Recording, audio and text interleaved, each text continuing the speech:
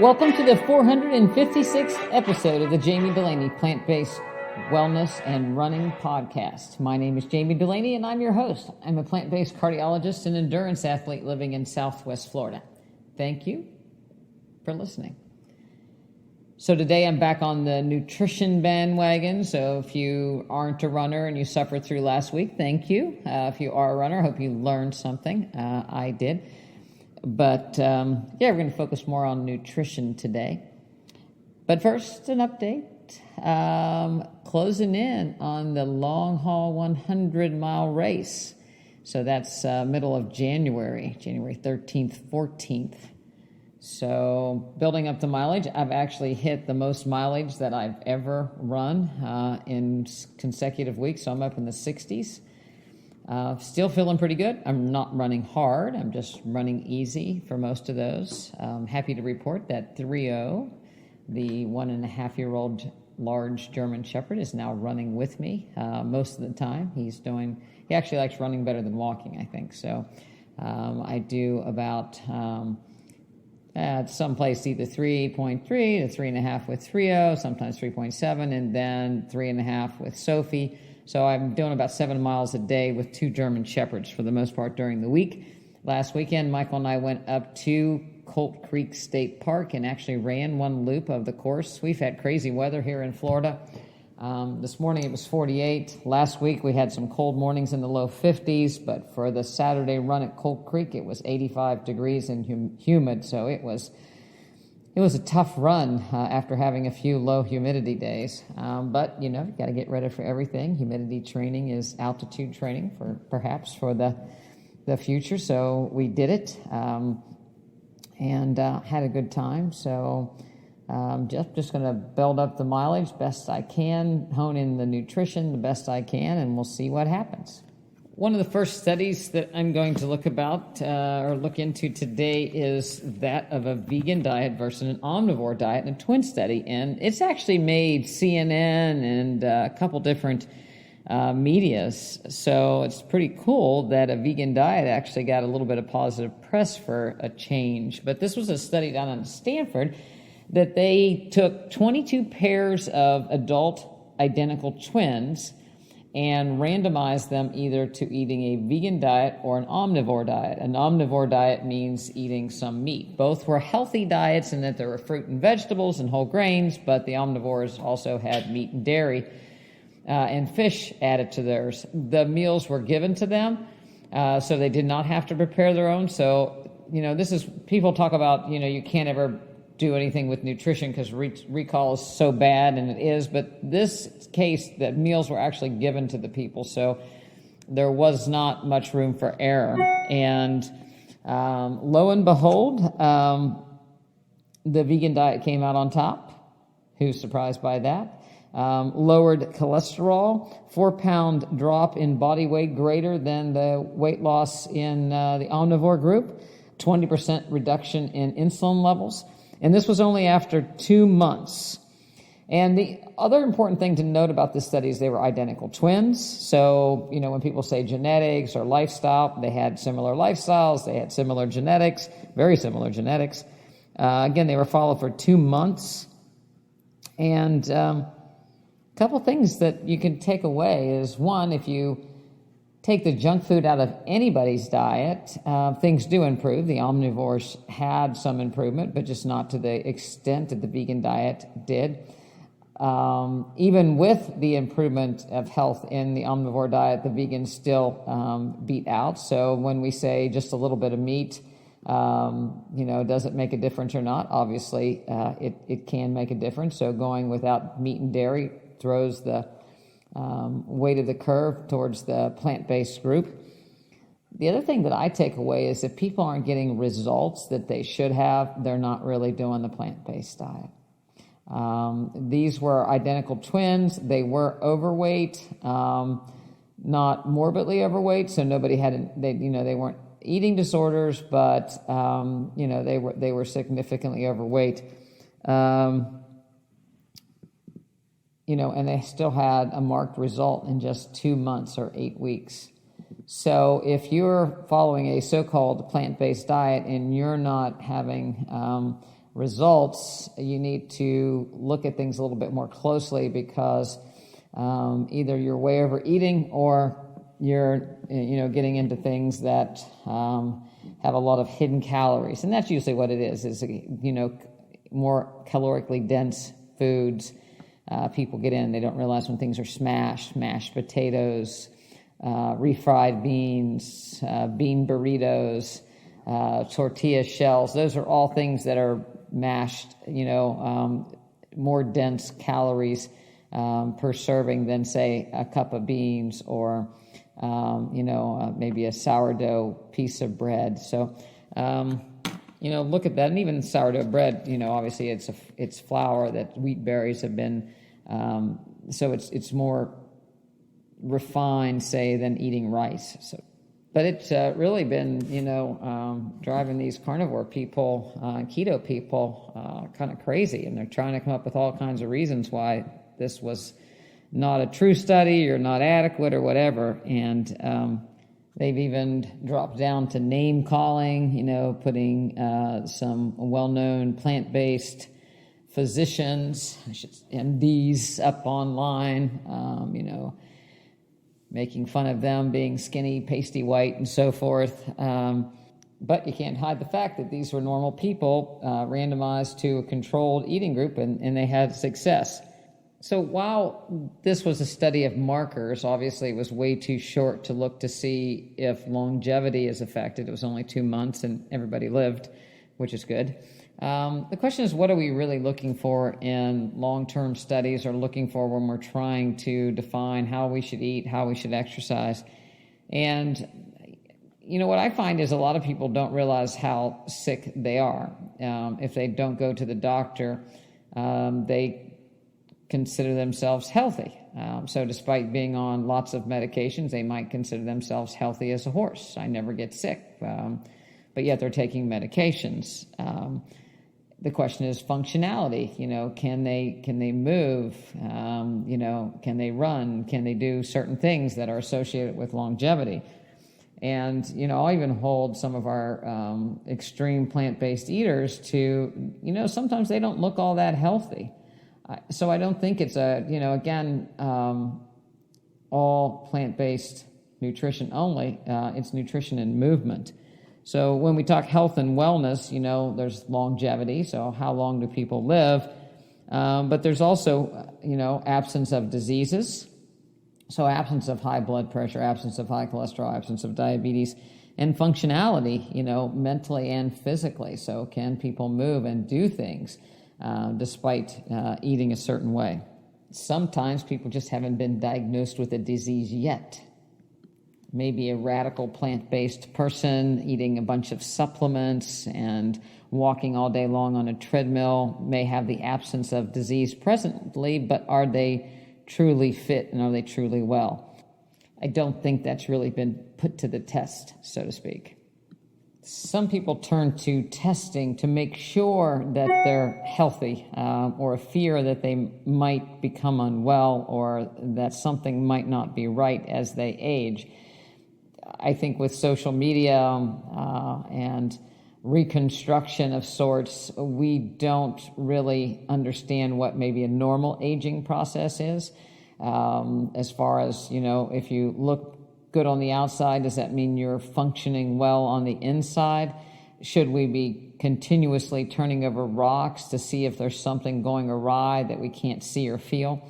Most of that's never panned out. With the absence of symptoms, so if you don't have any symptoms of disease, then looking just to look, more often than not, may identify something that leads to more tests, and the ultimate outcome, you don't live longer, and perhaps don't live better because you're undergoing all these treatments for things that might not have caught up with you for such a long time. And there are very few tests that really will determine your or decrease your mortality if you were to get these tests in the absence of symptoms. So, sometimes I think we have to be really careful that we, start testing everything, and we're actually decreasing our quality of life by spending all our time in doctor's office getting tests, and perhaps getting a false sense of reassurance that everything is okay because they haven't found anything yet, but maybe they haven't, there's certain things you can't see. 20% blockage can be 100% the next morning, so we know we can't pick up cardiovascular disease through a stress test early. Calcium scores may pick up cardiovascular disease, but do they ultimately translate into an improved mortality if you act upon them? That's never been done. So we have to be really careful what rocks we turn over, and especially as we get older, the more rocks we turn over may lead to things that actually cause us more harm. I had a lady that, has some abnormal testing, but acting on those tests in the absence of symptoms might ultimately cause more problems, such as dementia. We know that even a little bit of anesthesia, we call MAC anesthesia, conscious sedation, can cause an acceleration of dementia in some people that are early onset demented. So, doing a lot of testing that requires MAC anesthesia in older individuals might not be in their benefit. And then there's the mind-body connection. If you're always worried, your sympathetic tone is increased, your autonomic nervous system is turned up, and you're actually making yourself sick by worrying and not living your life. Maybe not exercising because you're afraid something's going to happen, or you're too worried that something's all the time, so you're getting tests all the time. So mental attitude. On the other hand, people that don't get any tests, or maybe even people that have a lot of comorbidities, do better than other people because they have such a positive outlook that things are going to be okay. So mental health, mental positive outlook also plays a role in overall health and wellness, that we often, that's often the last thing that we address. Some physicians are very quick to give people antidepressants or anti-anxiety medications or sleeping medications. But again, we're not dealing with the underlying cause of what's causing these problems. So we're really not doing anything to help the stress associated with them and the increased blood pressure and heart rate and, negative hormones that are being produced because of all those things. So I think, looking into things, root causes, both from a mental aspect and a physical aspect, and trying to change those factors is much better than doing a bunch of tests for the most part.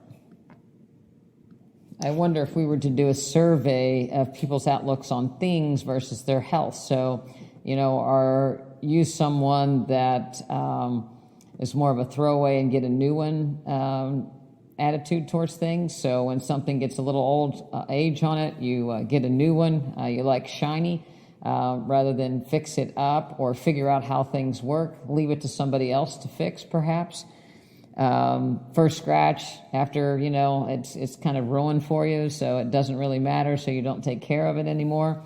Or are you a person that's always trying to figure out how things work and going a long way to fix things up and make them more functional? Maybe you like antiques, maybe you like the craftsmanships or the artisan work, things that aren't reproducible necessarily, but are unique because of the handcrafting. Does that correlate with your health goals? I don't know, but I do know that a lot of people these days can't troubleshoot when it comes to their health, and there's a set of panic. I think COVID was responsible largely for that because no one was taught or intervention wasn't done to help people care for themselves or prevent illness. All the time, we knew that people that were overweight, diabetic, hypertensive had a worse outcome if they got COVID early on, especially. But very few people changed any of those risk factors. It was more of worry and hunker down, maybe get vaccinated, but not change the underlying risk factors that may ultimately improve their immune function so that they could ride out a storm such as COVID. That's one thing I like about endurance events, is that you ultimately have to troubleshoot on the fly with what's going on. If my legs are starting to feel heavy or crampy, a lot of times if I take in calories it helps. If I'm going up a hill, I might be better off, or if it's really hot, taking in liquid calories versus solid calories. It's something that you have to experiment with on how your body reacts to things. Does your blood pressure keep going up when you keep taking it? Does your blood pressure go up when you're nervous? White coat hypertension. I was teasing a lady the other day in the office. Her blood pressure was elevated before I got in the room with my white coat. My nurse didn't have a white coat, but she said just the thought of taking her blood pressure makes her blood pressure go up. And then we start talking, and it's like, well, a lot of stress makes her blood pressure go up. Sometimes when people meditate or do yoga, their blood pressure will come down. Most of the time after exercise, people's blood pressure comes down because they actually have a decrease in their sympathetic tone. So those are things to look at. It's like, okay, let's address those to try to figure out how we can avoid the blood pressure going up. Life happens to everybody. There are stressful situations, but how do we best handle them? Through breathing, through, taking a step back and, letting some time pass. What is it worth? Is road rage worth getting upset and getting your blood pressure high when the person that caused you anger, they don't even know it, and you'll never know them and you'll never change them? So how we react to others in other situations might drive our blood pressure ultimately. Yet we think, and it's white coat hypertension, so there's nothing I can do about it. So I either ignore it and don't treat it, or maybe I treat it and I'm over-treating with medication. So again, back to root causes of things is much better. How do you troubleshoot your body? How do we figure out how to get around some of these things? If you have chronic indigestion, it might be not necessarily need a pill, but it may be what actually am I eating? Is it only when I go out? If it's only when I eat certain things, and what are those certain things? Did I have oil? Did I have salt?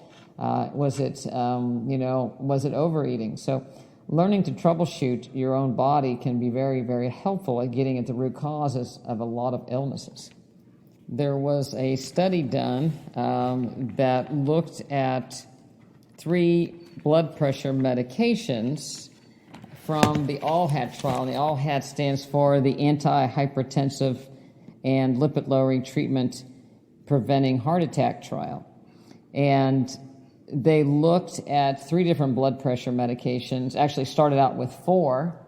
The first medication was chlorthalidone, which is a diuretic, somewhat like hydrochlorothiazide or HCTZ, if you know diuretic by that name.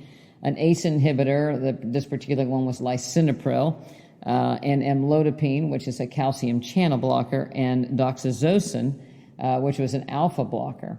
Interestingly, the doxazosin was stopped because it increased cardiovascular events early into the trial. So only 3 of the medications went the 4.9 years, and then they went back and they looked at data 23 years later to see who was still alive, who had increased cardiovascular mortality, increased stroke, and so forth. So they ended up with a study of 33,804 adults, 55 years or older. The average age was 67. To be entered in the study, you had to have one risk factor, either a previous heart attack, stroke, left ventricular hypertrophy, or thickened heart muscle by echo, diabetes, smoker, or low HDL or good cholesterol. And they ended up following 22,754 for cardiovascular morbidity and mortality. After 23 years, there was 23.7 per 100 cardiovascular deaths in the diuretic group, 21 in amlodipine, 23 in ACE, no difference. However, there was an increased risk or a decreased risk in stroke and death from a stroke in the diuretic versus the lisinopril group. And that was a bit of a shocker because ACE inhibitors or lisinopril is the medication that is most often prescribed to diabetics to prevent renal failure. And there was also an increased risk of death from renal failure with the lisinopril group after 13 years. So remember that the age of the people in the study was 55 and up with a mean age of 67. The chances of the follow-up living 23 years was 26% across the board, if you look at all-cause mortality. So there were, they started out with 15,000 in the diuretic group, and 3,969 were alive by the end of the 23 years. Amlodipine group had 8,898, 2,350 were alive at the end of the observation. And the lisinopril group, similar, 8904, 2322 in the lisinopril group. So you got basically a 26% chance of making it to 90 years of age if you have high blood pressure in one risk factor starting in your 60s. Those curves start to separate out at about 13 years. Taking medications to correct your blood pressure. That's not people that didn't take medications. These were also people taking anti-lipid lowering therapy as well. So to me, we're not doing a very good job with medications at making people live longer with hypertension. With the three classes of medication that we have available to us, the only one left out was a beta blocker. And it's not been shown to really prolong or increase survival over time either. So once again, we're left to look at the root causes of hypertension, and we're kidney disease, diabetes. We're much better off to look at the root causes and treat them as opposed to just assume that medications are going to be in our best interest. And, you know, it's amazing. I did most of my practice, traditional medicine, really looking at how to treat people with medications, not looking at the side effects of medication. Now I look more at the back end of what's happening on the other side of medication. If we lower somebody's blood pressure 6 millimeters of mercury, what are we doing on the other side? And the more you look on the other side, the more things you typically find. If you have an elderly person and you decrease blood flow to their head because you're lowering their blood pressure and they're not perfusing their brain, they're more likely to have a stroke. So the further you get away from the heart, the smaller the blood vessels, the more damage you're more likely to have, the more you lower blood pressure in elderly individuals. But insurance companies are sending people home with monitors to monitor their blood pressure and monitor all these things, but we're really never attacking what the root cause of it is. And if we circle all the way back to that plant-based diet, we could be well on our way to fixing most of these problems. And while nutrition is extremely important as far as decreasing plaque formation, and again, I just want to make one little comment on that. Again, I see all these carnivore people saying that high blood pressure is not or high cholesterol is not the cause of cardiovascular disease, and the higher the better your cholesterol is, and saturated fat doesn't hurt you. But obviously, in a short study like that, we know that things are going in the wrong direction when you just do an omnivore diet versus a plant-based diet. The other thing is, if cholesterol wasn't involved somehow, then why is cholesterol in the plaque 100% of the time? So we lay down, cholesterol plaques. We lay down inflammatory complexes and inflammatory proteins within the plaque in the blood vessel itself. Where there's smoke, there's fire. Was it the initiating factor or was it fallout? I don't know, but when it's not there, it seems to be much better. So we don't start out with cholesterol in our arteries, and if a high cholesterol was needed, then why are we putting it in our arteries? I don't think it acts in a vacuum as far as it alone. I think where there's smoke, there's fire, and there tends to be more inflammation. So when we're eating a meat and dairy-based diet, we tend to have a more acidic, inflammatory environment. When we're eating a lot of oils that lead to more inflammatory compounds, we have a more inflammatory environment so that our blood vessels can become diseased quicker. You throw that on increased sympathetic tone, and we have blood vessels that are squeezing down and forming plaques within them, and ultimately start to see vascular problems come along.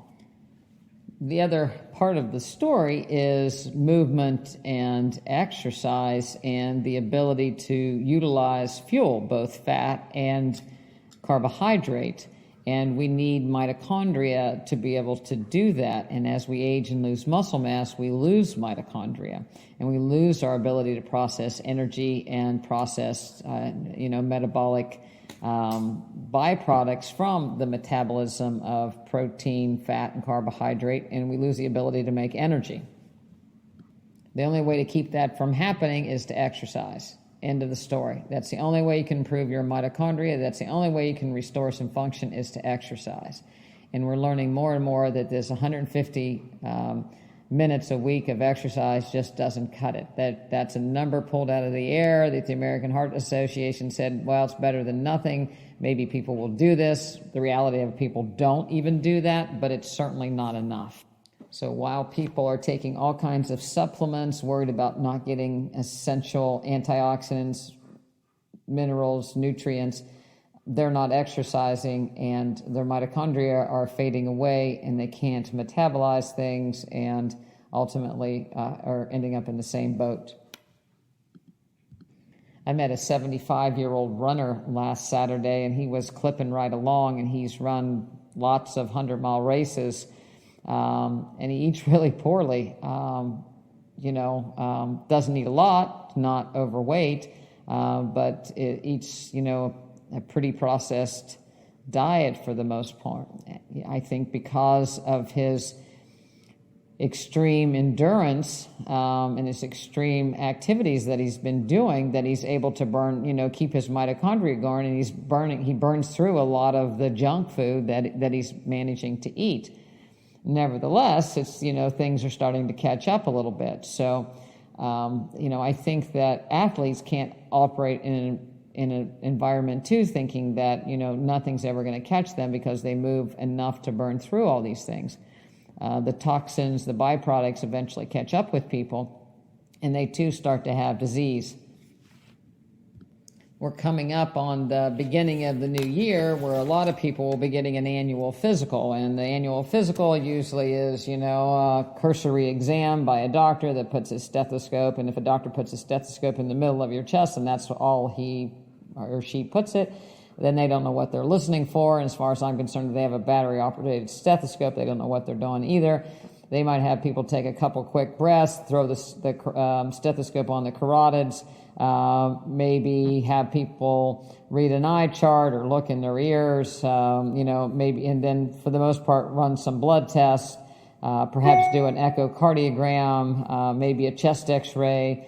None of those things are really going to amount to anything as far as preventing significant disease in the upcoming year, or predicting disease in the upcoming year. Some of those tests may lead to more tests, which you may think that, oh, thank God they found it. But again, very few of those have translated into overall survival benefit by finding something that people weren't symptomatic from. On the other hand, if someone were to come in, and I think this year we're going to start to incorporate more of that in our practice, but can they do an observed push-up? How many observed push-ups can they do? Can you stand on one leg? Can you stand on one leg and close your eyes? Can you walk 3 miles in less than 60 minutes? Can you stand to sit greater than 20 times? Can you get off the floor without using your hands? Can you get out of a chair without using your hands? Is your BMI normal? Glucose normal? Blood pressure normal? Off medications? If you can't pass those few things, that's much more worrisome than a cursory exam and being able to see the eye chart. There's a lot of people that don't realize that they can't stand on one foot anymore. There's a lot of people that don't realize they can't get off the floor anymore. Most people start to avoid getting on the floor. People avoid steps. They go to single-floor houses or don't go down their steps or use a railing to pull themselves up with. And so there's a lot of people that I see cross my threshold that don't know when bad things started to happen, but certainly they're there now. Or they ignore them and they work around them. So, if you can't pass this test, perhaps you need to look for another doctor, or you need to look for us, because we address these in our practice. And we will be opening up our members-only webpage to everybody that wants to join a $25 a month membership very soon, and that you'll have access to our mobility classes, movement classes, and lectures and recipes. So if you have some interest in that, or you'd like to gift that to someone that you know can't stand on one foot, or that is a fall risk, we'd certainly like to hear from you. I ran across somebody the other day that their Apple Watch told them that they were a fall risk. And when you look at your Apple Watch, how many people are wearing an iWatch out there? There is an app that says whether or not you're a fall risk, and it's based on whether you can walk a certain speed and how your gait is and how much you stop and how much you waddle from side to side versus, it has an accelerometer in it so it can tell whether you're wobbling or going straight ahead. So if you are that fall risk, some of these watches have some pretty good metrics on them these days. Don't be worried about it. How do we change it? And we would love to help you change some of these things and give you the tools that you can do it, but it doesn't involve a pill or a surgery or an injection. It requires people to move more and to cook more of their own food, so to speak. It's not for everybody, but people that really want to be healthy, I think we know how to take them there. If you'd like to learn more about our practice, you can go on over to drdulaney.com, DoctorDulaney, and check it out. You can email me at Jami, Jami, at drdulaney.com. Love to hear from you. We would love to help you get healthier in the new year. Thanks always for listening, and I'll be tuning in next week, so stay tuned.